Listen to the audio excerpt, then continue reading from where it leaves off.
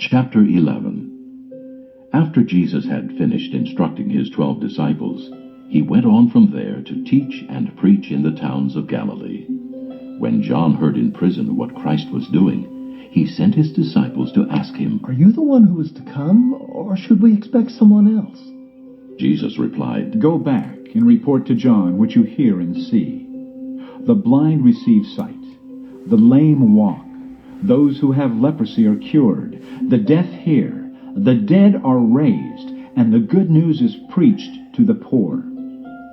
Blessed is the man who does not fall away on account of me." As John's disciples were leaving, Jesus began to speak to the crowd about John. "What did you go out into the desert to see? A reed swayed by the wind? If not, what did you go out to see? A man dressed in fine clothes? No. Those who wear fine clothes are in kings' palaces. Then what did you go out to see? A prophet? Yes, I tell you, and more than a prophet. This is the one about whom it is written, 'I will send my messenger ahead of you, who will prepare your way before you.' I tell you the truth. Among those born of women, there has not risen anyone greater than John the Baptist. Yet, he who is least in the kingdom of heaven is greater than he. From the days of John the Baptist until now, the kingdom of heaven has been forcefully advancing, and forceful men lay hold of it. For all the prophets and the law prophesied until John. And if you are willing to accept it, he is the Elijah who was to come.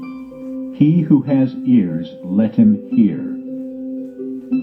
To what can I compare this generation? They are like children sitting in the marketplaces and calling out to others, "We played the flute for you, and you did not dance. We sang a dirge, and you did not mourn." For John came neither eating nor drinking, and they say he has a demon. The Son of Man came eating and drinking, and they say, "Here is a glutton and a drunkard, a friend of tax collectors and sinners." But wisdom is proved right by her actions.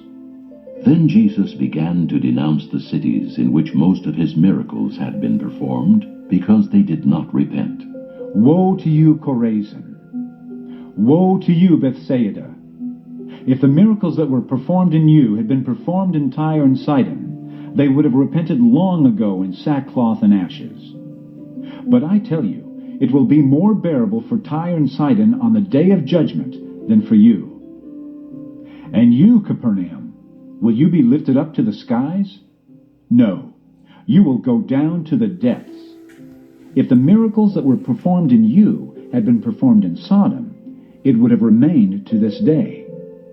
But I tell you that it will be more bearable for Sodom on the day of judgment than for you." At that time Jesus said, "I praise you, Father, Lord of heaven and earth, because you have hidden these things from the wise and learned, and revealed them to little children.